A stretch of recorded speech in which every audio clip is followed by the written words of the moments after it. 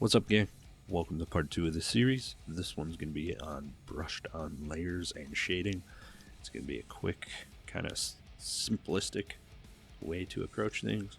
This is the end product. Of course, this is a little in the future. We're going to take it through and show you my way of basic workups. This can be done on any type of miniature. So let's get into this. Here's where we left off in part 1. All of our airbrushed layers, shadows, and midtones, as well as our good little highlights, are done here on all the broad paneling. So now we're going to get into how I make this next step work. Of course, we got Pro Acryl Dark Umber. I'm going to go ahead and I'm going to base coat pretty much everything that's going to be fur or gold. This kind of warm mid-tone burnt umber brown color, it's a great base coat for gold. So go ahead and slap it on here.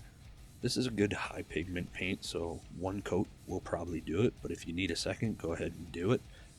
Around this part here, there's going to be a gold cap, so I'm kind of just slapping on. If it's going to get painted again in the next step, don't worry about being detailed with it. Now you can see I'm going to work up on the cloak here. This is like a fur trim around this little crotch flappity flap, whatever the heck it is here. I'm taking my time, I'm being a little more careful because this actually butts up against the armor that's already pretty much done.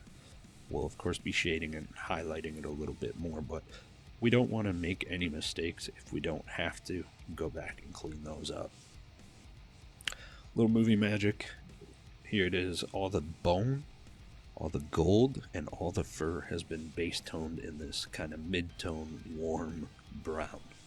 It's a burnt umber from Pro Acryl. We'll move on to the coal black, again sticking with Pro Acryl. And this one I'm going to use to base coat any of the silver metallics, anything you're going to be painting, like a bolt gun color or a silver, steel, any type of cold metallics. Most blacks will do a decent job of covering, so take your time, keep it clean. When you get close to a part like some of the yellow up there, take it slower. I'm using a size 2 brush here, Kolinsky Sable brush. It's big enough to do a quick coverage, but it also holds a really sharp point, so I can get in on those details. So everything that's going to be painted steel, or any of the wolf iconography, is painted black. Pretty simple. So now we're ready to move on to the magic. This is a gloss varnish for airbrush. I prefer airbrush because I can use it anytime. Doesn't matter, day, night, whatever. This stuff's water soluble. I love this stuff. So normally I would be using this cheap piece of crap eBay or Amazon type airbrush. This is a Masters. I think I maybe paid like $15 for this thing. It's quite literally disposable, but I broke the frickin' cone off in the front of the gun here, so for the purpose of this video, I'm going to be using my Badger Renegade Chrome with a size 0.5 needle. I generally wouldn't recommend spraying clear coats through your really good airbrushes like this one, but because of the video, I have to. And I actually had a big issue with buildup in it a little later on, but for the sake of this video, I'm going to go ahead and use the chrome.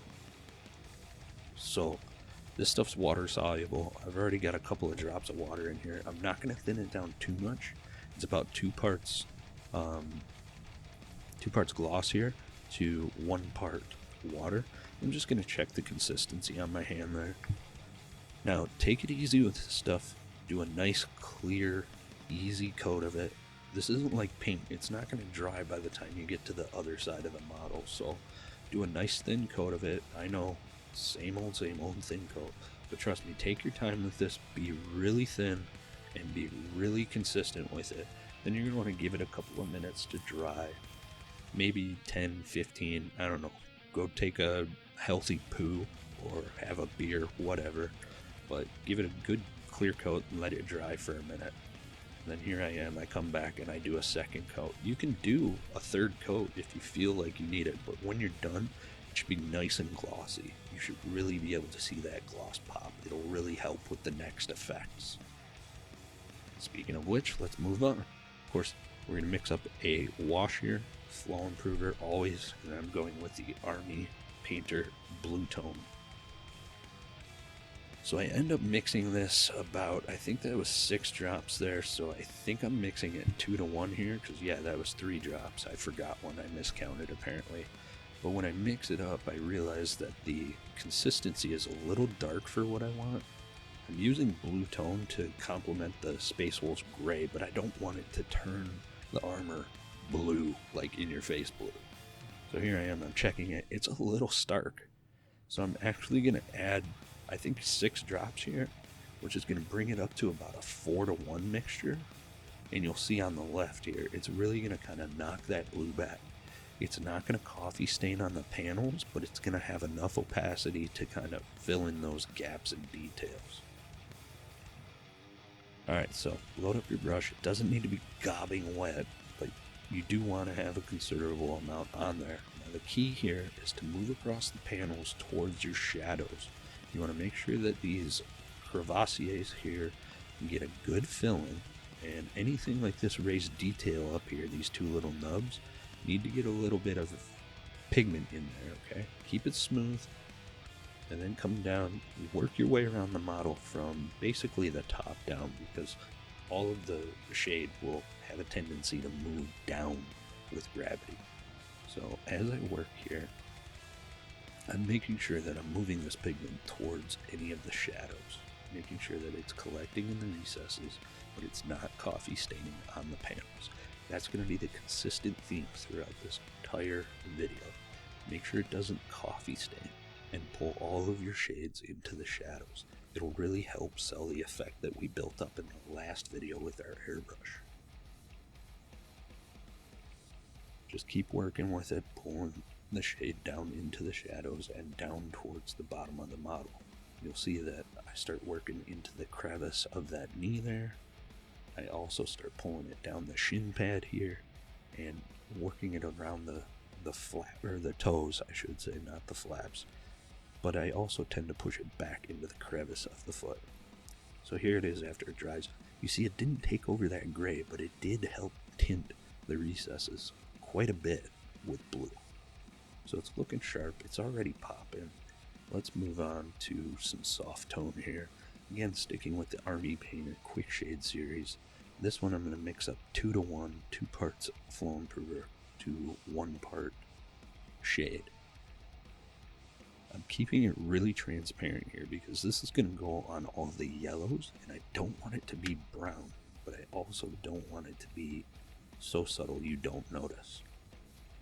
Take a look at how I'm doing this. I'm kind of following the creases, the raised effects, and I'm pulling it away from the flatter areas of the panel here. Tracing around that iconography, but it's not in your face intense. It's just going to give you enough contrast to really kind of make things pop. Of course, make sure that when you go around the bolter casing, you follow all of the raised edges as well as the recesses. You want to get it in the recesses too. Now, just because I'm painting a Space Wolf here doesn't mean this can't be translated to another model. Follow the instructions the same way, whatever chapter you want. You can even do this for skin tones. Alright, let's move on to the golds. Bright gold. I love this gold. It's just a nice, natural, rich, bright gold.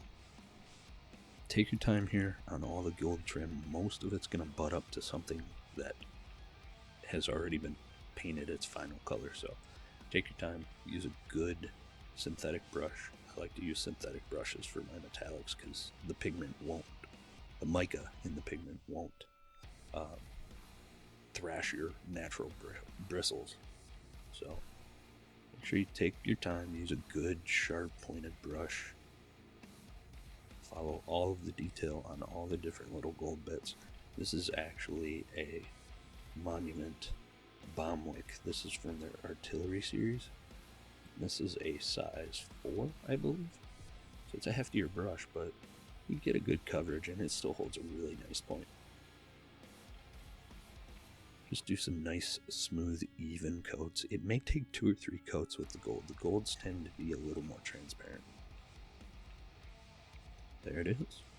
After all the base coats, we let that all dry. get happy and do its thing. And then we come back and we start basing over all the bone. This is going to go over all those dark umber bits that we did earlier, but the bone pieces. So the Terminator emblem here on the left shoulder, all the skulls, all the teeth, wherever you see bone on your miniature. Of course, give it 2 to 3 layers with this color. Ivories, any type of bone tends to be really translucent, so give it 2 to 3 good layers of opacity to reach opacity, I should say. There you go, some nice smoothness. Now I'm going to go ahead and do all the silver bits with Monument Pro Acryl Silver. These are all the black bits that you painted earlier. I'm just going to move kind of quick here and not really spend too much time on the base coats because I think we all understand how to do a base coat by now. But cover everything with a good thin layer. With the silvers, I find that 1 to 2 coats over black is good, but you want to make sure it's nice and crisp, smooth, and you get it into all the little cracks and crevassiers. Even though we're going to wash it down later, you still want to fill all those little cracks. There you go, everything's painted up. The chainsword, even the little spikes on the power fist there, everything is painted up. Make sure you get those vents if you're doing a Terminator or even a Primaris, you get the vents on the backpacks. And then back to the gloss varnish, same steps as before. Thin it down with a tiny bit of water, do 2 to 3 layers, let it cure. This part's going to be key. Always let your varnish cure. Give it at least, at bare minimum, a half hour to cure. If not, if you can, do it, spray it the last thing of the night, and then come back to it the next morning. We're back to our soft tone. We're going to mix this about 2 to 1 here. I didn't show the mixing because I've shown enough mixing in this video. This is going to cover the tabard on his little crotch flap there and all the bone bits.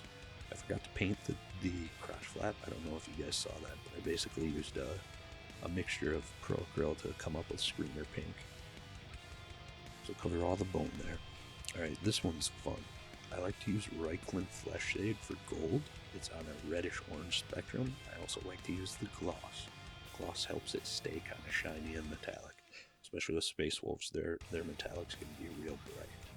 Use these disposable little pipettes to kind of help you get precise measurements. You could get like 50 of them on Amazon for $5, something like that. Put a link in the bottom. I'm mixing this, I believe, 2 to 1 here. You can see it's a good smooth coverage, but it's not going to coffee stain. Again, Citadel is kind of notorious for coffee staining. That's why I add the flow improver. It'll help thin it down, but it'll also flow into those crevices.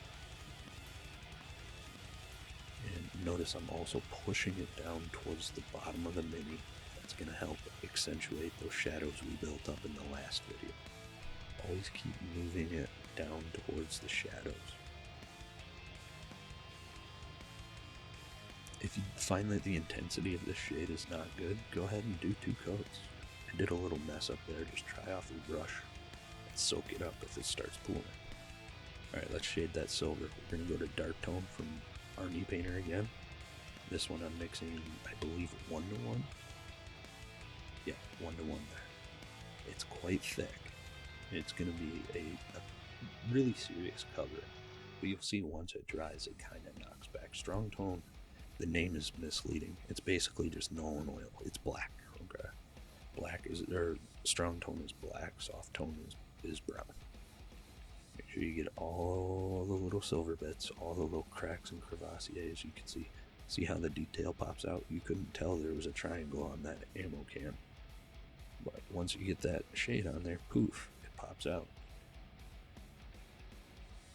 Make sure you get all of the little silver bits. If you don't like the intensity on some of them, like I had to go back on those pipes and do about 3 coats on it because the indents on the little ribs or whatever would not hold the wash.